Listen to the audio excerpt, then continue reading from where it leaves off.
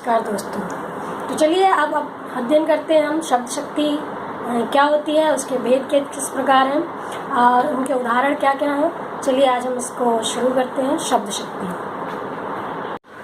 नमस्कार दोस्तों, डॉक्टर नीतू रानी आपके अपने YouTube channel Saraswati education time में आप सभी का दिल से स्वागत करती हूँ, आपका अभिनंदन करती हूँ।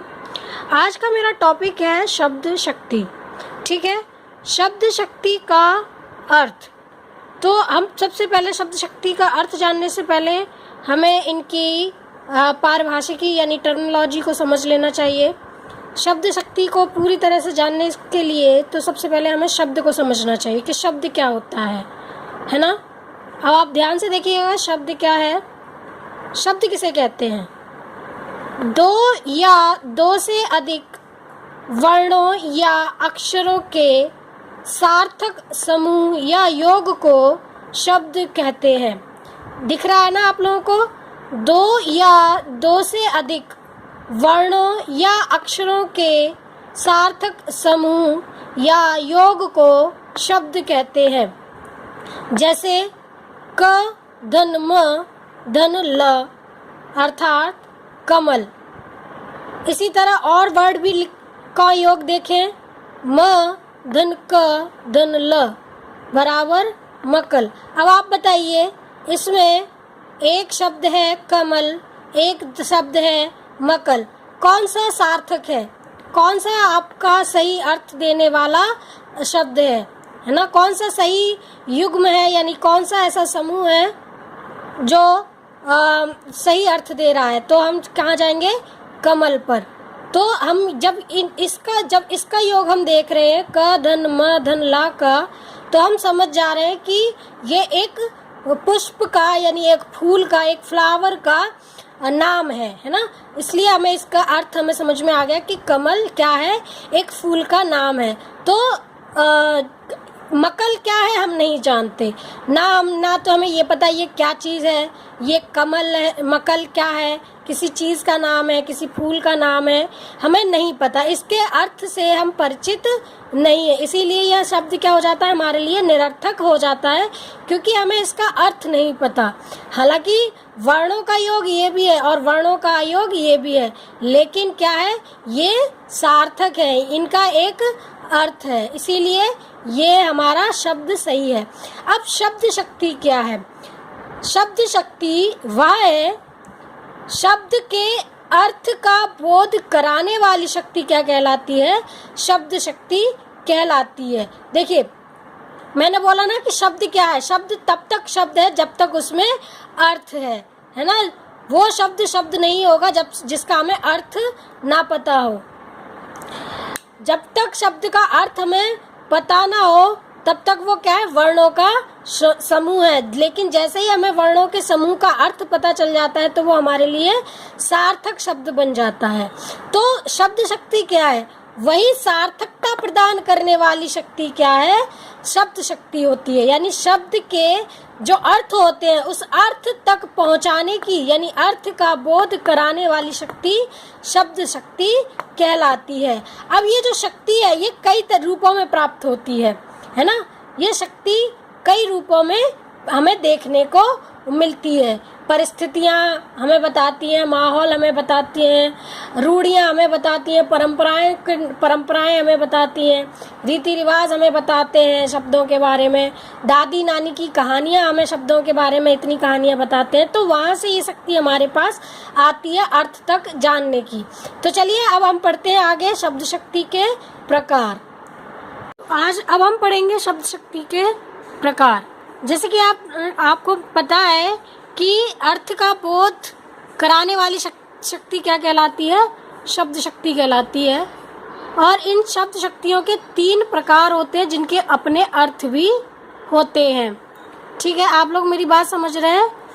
तो ये 3 शब्द शक्तियाँ कौन कौन सी है? पहली है अविधा शब्द शक्ति, दूसरी है लक्षणा, तीसरी है व्यंजना। और इन तीनों शब्द शक्तियों के अपने अर्थ हैं। तो अविधा शब्द शक्ति का जो अर्थ है उसे अविधात्मक या मुख्य अर्थ कहा जाता है। लक्षणा शब्द शक्ति का जो अर्थ होता है उसे लक्ष्यार्थ कहा जाता है। व्यंजना शब्द शक्ति का जो अर्थ होता है उसे व्यंग्यार्थ कहा जाता है। ठीक है, अब बात कर लेते हैं अविदा शब्द शक्ति क्या होती है।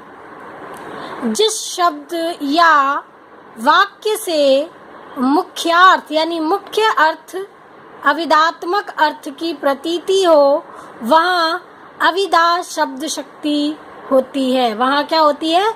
अविदा शब्द शक्ति होती है।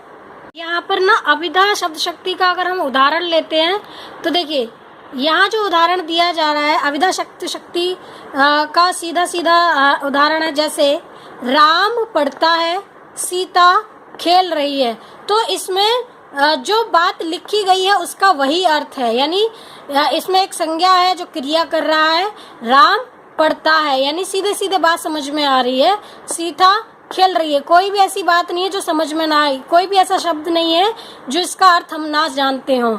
यानी अर्थात सीधा अर्थ यानी मुख्य अर्थ का बोध यहाँ हो रहा है, तो इसलिए ये कैसा है? अविदा शब्द शक्ति है। यानी कि ये जो वाक्य है वो कैसा है? अविदा शब्द शक्ति, और इसका अर्थ जो निकल रहा है वो मुख्यार्थ यानी अविदात्मक अर्थ निकल रहा है। सीधा सीधा अर्थ यहाँ निकल रहा है, कोई दिक्कत नहीं है अर्थ को समझने में। अब हम बात करेंगे लक्षणा शब्द शक्ति यानी लक्षण शब्द शक्ति के करते हैं लक्षणा शब्द शक्ति के बारे में। लक्षणा शब्द शक्ति क्या होती है? मुख्य अर्थ यानी जब मुख्य अर्थ जब वाक्य या शब्द मुख्य अर्थ बताने में असमर्थ हो जाते हैं, है ना? क्या है? मुख्य अर्थ या अविदा के असमर्थ हो जाने पर जिस शक्ति के माध्यम से शब्द या वाक्य के अर्थ का बोध हो तो उसे लक्षणा शब्द शक्ति कहते हैं। ये 2 बार लिख के आया है वाक्य, ठीक है। यानी कहने का मतलब ये, जब हम कोई शब्द या वाक्य जब ऐसा सुनते हैं तो हमें क्या लगता है, कभी कभी ऐसे ऐसे वाक्य हमारे सामने से होते हैं तो हमें पहले सीधे सीधे बात समझ में नहीं आती है ना, तो हम कहते हैं इसका क्या मतलब है, ये शब्द क्या है, इसका क्या अर्थ है। तो हम बार बार पूछते हैं कि क्यों सीधे सीधे समझ नहीं आ रहा। तो जब मुख्यार्थ और अविदा के असमर्थ हो जाने पर जिस शक्ति के माध्यम से शब्द या वाक्य के अर्थ का बोध हो उसे लक्षणा शब्द शक्ति कहते हैं। अर्थात जहाँ बात सीधे सीधे समझ न आकर अप्रत्यक्ष रूप में लक्षणों के साथ प्रकट हो वहाँ लक्षणा शब्द शक्ति होती है। इसको हम एक उदाहरण के तौर पर समझ लेते हैं। जैसे हमारे सामने एक वाक्य अक्सर आता है, जैसे हमारी गीता तो गाय, अक्सर कर कहते हैं ना हमारी बिटिया तो एकदम गाय है। अब आप एक बताइए, एक लड़की गाय कैसे हो सकती है? लेकिन इसका मतलब ये नहीं कि वो जो लड़की है वो गाय है, नहीं, उसमें गाय कैसी होती है? एकदम सीधी होती है ना, सीधी सादी, है ना, बहुत कोमल। तो उसमें जो है गाय के लक्षण पाए जाते हैं। जैसे गाय होती है वैसे ही गाय के उसमें लक्षण पाए जाते हैं, है ना।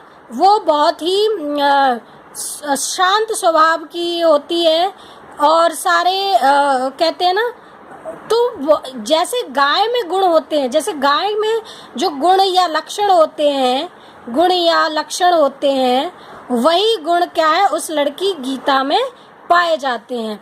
तो इसीलिए वो जो है उसको लक्ष्यार्थ अर्थ यहाँ पे लिया जाता है। यानी कि कोई यदि कहते हैं कि हमारी बिटिया तो गाय है तो हम मान लेते हैं कि मतलब गाय है तो बहुत ही सीधी सादी लड़की होगी, यानी जहाँ बिठा दो वहीं बैठ जाएगी, मतलब एक खूंटे से बांध दो तो खूंटे से बंधी रहेगी, मतलब इतनी सीधी है वो। तो गाय के जो लक्षण होते हैं वो लक्षण उसकी बेटी में पाए जाते हैं। तो कहने का मतलब ये है कि बात अप्रत्यक्ष रूप से प्रकट की जाती है ना। जब कोई अगर मान लो किसी को ये लक्ष्यार्थ शब्द का ज्ञान ना हो तो है ना, डायरेक्ट किसी के सामने कह के हमारी बेटी तो भैंस है, या हमारी कहते हैं ना कि तू तो भैंस हो रही है, तो समझ जाते हैं कि भैंस का मतलब वो काली वाली भैंस नहीं, भैंस को हम कैसे भारी भरकम होना। तो जो लक्षण पाए जाते हैं, जो गुण पाए जाते हैं, उसी से क्या होती है लक्षणा शब्द शक्ति की उत्पत्ति या प्रतीति हमें देखने को मिलती है। तो लक्षणों के साथ जब कोई अर्थ प्रकट होता है तो वहाँ क्या हो जाती है, लक्षणा शब्द शक्ति हो जाती है, यानी कि उनके गुण और लक्षणा की समानता के आधार पर जो है लक्षणा शब्द शक्ति कहलाती है। तो ये जो वाक्य है ना, तो ये जो यहाँ पर गाय शब्द यूज किया गया है वो क्या प्रतीत होता है, यहाँ पर लक्षणा शब्द शक्ति का यहाँ पर प्रयोग किया गया है। तो आप लोगों को बात समझ में आ रही है कि हमने अविदा में पढ़ा कि क्या कहते हैं कि राम पढ़ता है, सीधा सीधा वाक्य था, लेकिन लक्षणा में हमारे सामने एक वाक्य आता है कि हमारी गीता तो गाय है। तो पहली बार हम सुनेंगे गाय है मतलब बहुत सीधी सादी लड़की है ना। तो इस तरीके से आपको चीजें समझ में आ जाएंगी।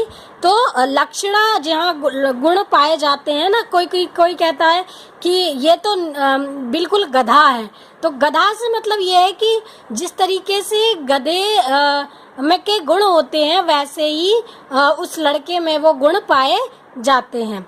तो अब आपको बात समझ में आ गई होगी।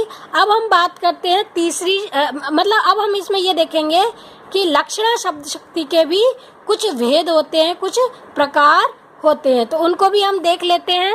बात कर लेते हैं लक्षणा शब्द शक्ति के भेद यानी उनके प्रकार। तो हम देख सकते हैं कि लक्षणा शब्द शक्ति के दो प्रकार हैं। पहला है रूढ़ा लक्षणा, दूसरा है प्रयोजनवती लक्षणा। रूढ़ा लक्षणा का अर्थ होता है कि जो रूढ़ियों के आधार पर, रूढ़ियाँ क्या होती हैं, जो चीज़ें प्रसिद्ध हो जाती हैं, है ना। जैसे शेर शब्द जो है बहादुरी के लिए प्रसिद्ध है ना, कहते हैं कि शेर में जितनी ताकत होती है उतनी किसी में भी नहीं होती। इसीलिए जो है रूढ़ा लक्षणा क्या है कि जिस गुणों के आधार पर जो चीज़ प्रसिद्ध हो जाती है उस संदर्भ में उसका अर्थ लिया जाता है। जैसे उदाहरण है हमारे सामने, विजय शेर है, तो इसका मतलब ये नहीं कि विजय शेर वाला जानवर है, इसका अर्थ ये होगा कि उसमें शेर जैसी ताकत है ना।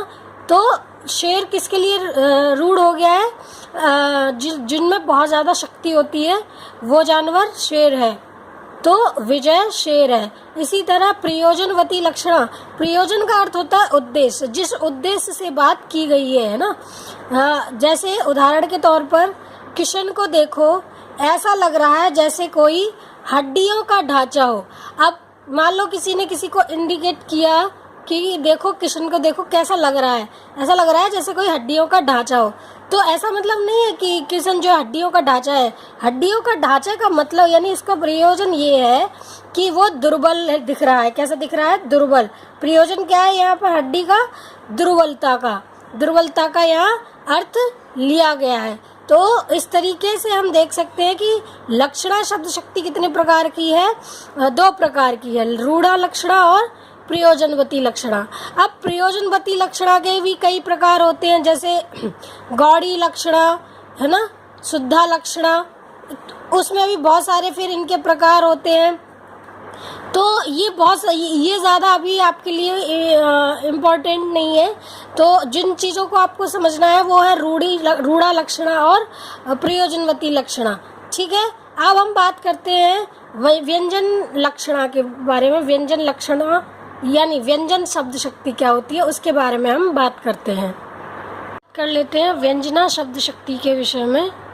व्यंजना शब्द शक्ति क्या होती है, किसी वाक्य का मुख्यार्थ रहने पर भी अलग अलग भावार्थ लगा लिए जाने के कारण वहाँ व्यंजना शब्द शक्ति होती है।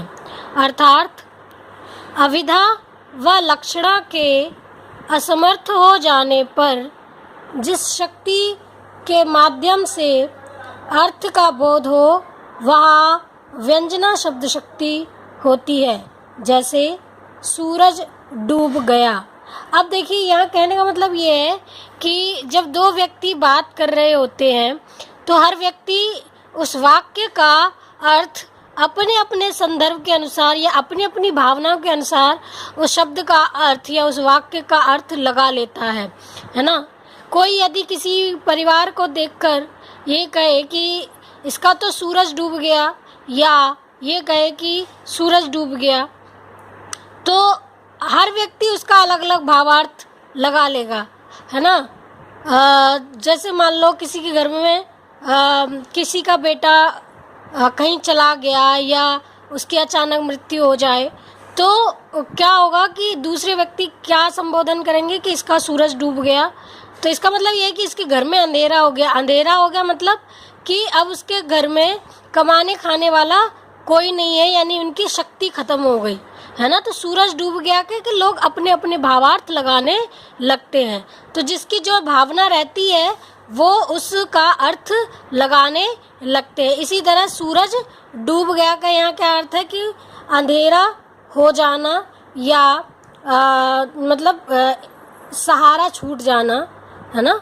तो इस तरीके से जो है एक तरीके से व्यंजना यानी विशेष अर्थ दे रहा है, एक विशेष अर्थ विशेष संदर्भ में विशेष परिस्थिति में इसका अर्थ लगाया जा रहा है। सूरज डूब गया का सीधा सीधा अर्थ ये भी हो सकता है कि हाँ सूरज डूब गया अर्थात शाम हो गई, यानी संध्या का समय हो गया है। लेकिन नहीं, यहाँ पर एक विशेष अर्थ और होगा कि मान लो किसी के घर का सूरज डूब जाए या दीपक बुझ जाए, इसका मतलब ये होता है कि उस घर का जो है जो एक जरिया होता है वंश परंपरा बढ़ाने का या उसकी लौ लगातार जलते रहने का, वो कहीं ना कहीं बुझ गई है, ख़त्म हो गई है।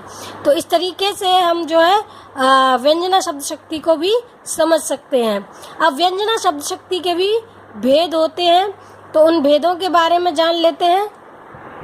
व्यंजना शब्द शक्ति के भी दो भेद होते हैं, एक है शाब्दी व्यंजना, दूसरा है आर्थी व्यंजना। शाब्दी व्यंजना वह है जिसमें शब्द में ही व्यंग्यार्थ हो, यानी शब्द में ही अर्थ छिपा हुआ हो, है ना। यदि शब्द होगा और उस शब्द में ही उसका अर्थ छिपा होगा तो वहाँ क्या होगा, शाब्दी व्यंजना होगी। लेकिन आर्थी व्यंजना में क्या होता है कि वहाँ शब्द के अलावा, अगर उस शब्द के अलावा कोई दूसरा शब्द हो लेकिन अर्थ जो है अर्थ एक ही हो, वहाँ क्या होगी, अर्थ पर निर्भरता होगी। जब व्यंजना अर्थ पर निर्भर हो वहाँ आर्थी व्यंजना हो जाती है, यानी कि अर्थ को महत्ता मिलती है, और शाब्दी में क्या है, शब्द को महत्ता मिलती है। तो इसी तरह शाब्दी व्यंजना के भी दो रूप हमें देखने को मिलते हैं, अविधा शाब्दी व्यंजना और लक्षणा शाब्दी व्यंजना।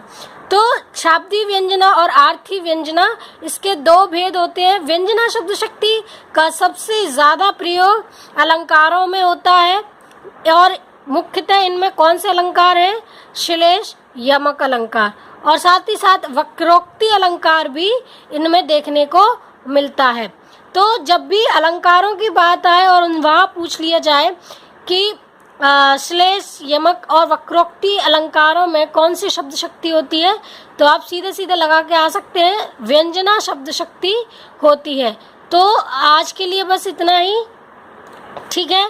तो कैसा लगा आज का मेरा टॉपिक शब्द शक्ति, आई होप आपको अच्छा लगा होगा और आपके समझ में भी आया होगा। तो जो भी आपके विचार हैं, सुझाव हैं, कोई प्रश्न है, तो उसको वीडियो के नीचे जो कमेंट बॉक्स में उसमें ज़रूर लिखिएगा, अपने सुझाव दीजिएगा। और मेरा वीडियो यदि आया उसको लाइक कीजिए, सब्सक्राइब कीजिए, और जो भी नए हैं वो ज़रूर सब्सक्राइब करें, और नीचे जो बेल आइकन है उसको ज़रूर दबाएं ताकि मेरी आगे आने वाली वीडियो का नोटिफिकेशन आपको जल्दी ही मिलता रहे। धन्यवाद।